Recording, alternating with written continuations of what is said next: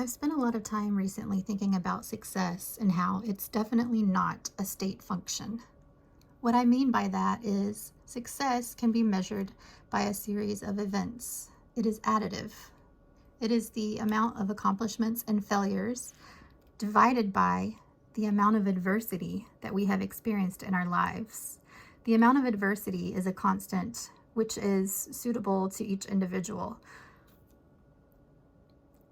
And we multiply this by the compounded constant for change. So this right here is the change constant, which also it's compounded, but once you reach the average lifespan of 77 years, it becomes a constant, and I'll show you how.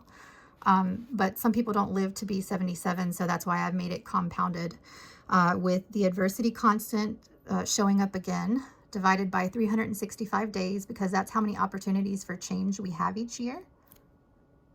365 again, and then multiplied by the exponent time, which, it changes. So for each individual, for me, it's 37 because I'm 37 years old this year.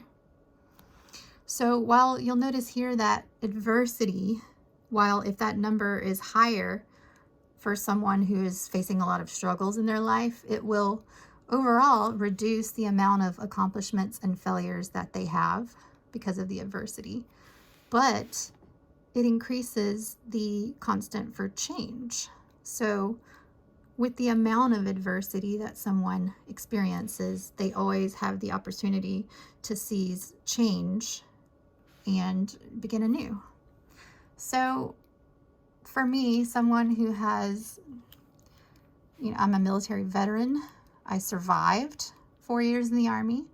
I went through a divorce. I would consider that a success more than a failure because I succeeded in getting out of that relationship, which probably increased my lifespan.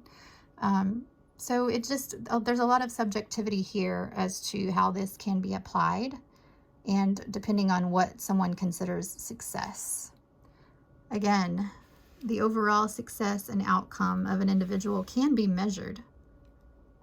So it is definitely something that, depending on the amount of adversity, which I would say this would be a percentage. So for someone who has a high level of adversity in their life, you could say it is above greater than 50% adversity. Then let's say they have 95% adversity. So you're dividing the sum of their accomplishments and failures so far in their life by 95%. And then again, over here, we're multiplying it by our compounded constant for change. 1 plus, again, the adversity constant divided by 365. All of this is multiplied to the power 365 times however many years they've been alive. And what you'll notice here is that even if everything else is constant and the only thing changing is the time, which time will always change, then you can be successful just by living a long life.